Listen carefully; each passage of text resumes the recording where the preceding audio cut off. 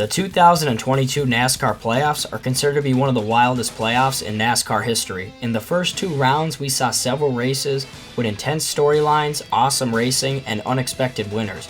In this video, I'll be breaking down the round of 8 while continuing to highlight the craziness that carried over into this round 2.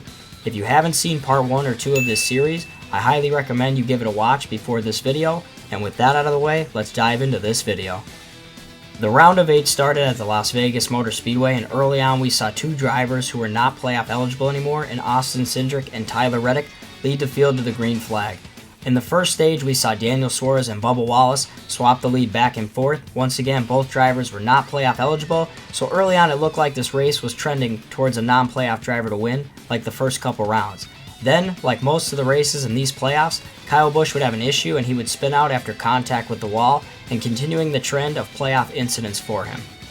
Bubba Wallace would go on to win stage 1, but unfortunately that was the last good thing that happened to him for this race. During the second stage, Kyle Larson ran him into the wall, and he retaliated against him and right rear hooked him, sending the 5 and himself into the wall and collecting playoff driver Christopher Bell. This was just wild to witness live because Bubba Wallace seemed to have a dominant car in stage 1, got caught back in traffic, and even though he did get run into the wall by Kyle Larson, he ultimately ended his race by retaliating and crashing himself out. After this incident, Bubba Wallace would confront Kyle Larson about the on-track move, and he began to shove Larson. This whole deal was just wild because it was so unexpected. Because of the retaliation of Bubba Wallace, he would be suspended for the following race at Homestead Miami Speedway. The race resumed with Ryan Blaney and Ross Chastain battling for the lead. Ultimately, Ryan Blaney would go on to win the second stage. Then in the final stage, Joey Logano would take the lead, but a caution would come out, leading to cars coming to pit road, and because of a terrible stop by Logano's crew, he would lose 8 spots on pit road. During the closing laps of the race, Ryan Blaney, who looked like he had a race-winning car earlier, would crash out in turns 1 and 2, and then hit the inside wall on the back straightaway, ending his day. Another round of pit stops would occur, and we saw various strategies to get other players to the front of the field. Once again, Joey Logano would lose 8 spots on pit road in back-to-back pit stops. And then, of course, Kyle Busch would have the one last big playoff issue occur when his wheel wasn't fastened securely, and it would fall off the car, ultimately resulting in a fine and suspension of crew members. Kyle Busch could not escape the bad luck from these playoffs. Now in the closing laps of this race, we saw new faces at the front of the field in non-playoff driver Justin Haley and Chase Briscoe, who earlier in the race was almost going a lap down and consistently running in the high 20s. A caution would come out leading to another restart, and on the following restart, Ross Chastain would power his way around both cars to take the lead. In the final few laps, Ross Chastain would try to secure his spot in the Championship 4, battling a hard-charging Joey Logano, who had been to the front, lost track position, then back to the front, lost the track position yet again, and now found himself with his opportunity to race his way into the Championship 4.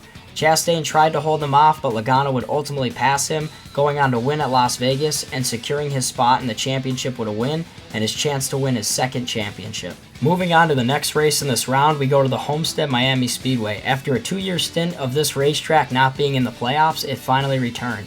William Byron led the field to the green flag and would lead for a little while, and then early on, substitute driver John Hunter Nemechek would spin out, which was a bummer because he had qualified up in the top 5 and seemed to have a fast car. Halfway through stage 1, Kyle Larson would take the lead from William Byron and go on to win the first stage.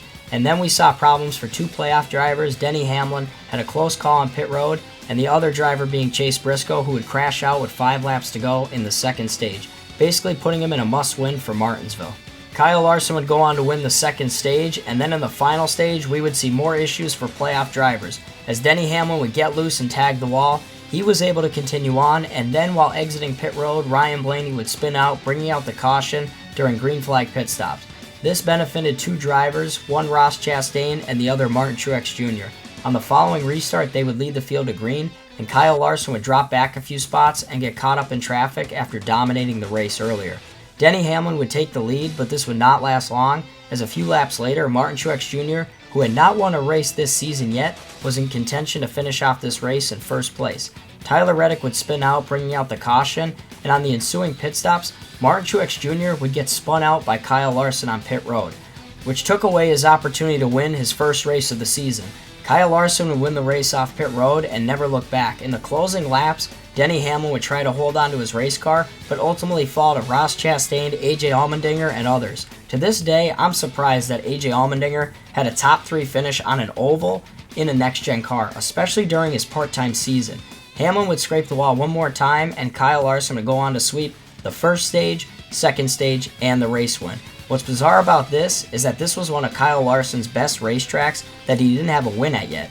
And now he finally won, but he was eliminated from playoff contention, so it wouldn't have gotten to the championship 4 anyways. So now we head to Martinsville, the cutoff race before the championship race at Phoenix. We had 2 drivers that were basically in a must-win situation in Chase Briscoe and Christopher Bell, and a tight point battle for the final 3 spots.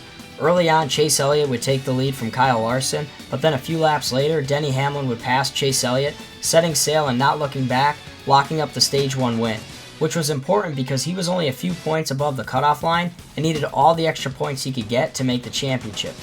During pit stops, must-win driver Chase Briscoe would have a penalty after removing equipment from his pit box. This ultimately put him in the back of the pack at a track that was already hard to pass at, with a car that was just terrible at short tracks altogether. This could have ended his day, and the race was already halfway through. Just like in Stage 1, Denny Hamlin would control Stage 2 and go on to win, grabbing more points to help him advance into the Final 4. Austin Dillon would have a hard crash in turns 3 and 4, bringing out the caution, and in the following pit stops, Denny Hamlin would lose the lead to Christopher Bell, who was also one of the must-win drivers for the second consecutive round. With 34 laps to go, another caution would come out, which meant more pit stops. We saw various strategies from playoff drivers to try to give them the opportunity to win their way into the Final 4.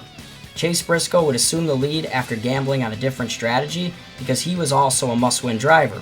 In the closing laps, Denny Hamlin and Ross Chastain would battle it out for the final playoff spot, bumping and banging into each other, which was quite comical to think about because these two had the biggest rivalry of the 2022 season.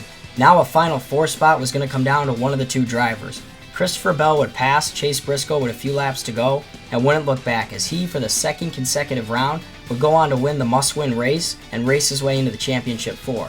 Denny Hamlin looked to be on his way to his 4th consecutive Championship 4 appearance with less than half a lap to go, but unfortunately for him, a driver who had nothing to lose and everything to gain would pull off the craziest move in NASCAR history. Chip. Let's go get us a championship. And the fight for the point, right at the line. The one of Chastain past Hamlin. A move that some would only consider doing maybe in a video game, but we are talking about a driver who all season proved to his competitors and fans that he was willing to do whatever it takes to make it in this sport. Ross Chastain would pull off one of the wildest moves in NASCAR history by riding the wall in turns 3 and 4 wide open, going from 10th to 5th place in one corner, passing Denny Hamlin and racing his way in on points for a championship spot at Phoenix. This move will probably go down as one of the greatest in NASCAR history. Unfortunately, it did get banned, but fans and other competitors couldn't help but celebrate what an awesome move this was. It was just the cherry on top to cap off all the wild playoff races leading up to this final race before the championship. This move overshadows Christopher Bell walking off for the 2nd consecutive round to race his way for a championship. Also joining Christopher Bell and Ross Chastain in the Championship 4 is Joey Logano, who won at Las Vegas earlier in this round, and Chase Elliott, who made it in on points, and now the playoff field was set for Phoenix. So to recap this round, we saw a wild and heated on-track incident at Las Vegas that resulted in a suspension, a dominant performance by a driver who unfortunately couldn't capitalize on his win to move on because he was eliminated, and the greatest move in NASCAR history with a walk-off win for a driver to advance into the Championship 4 as well.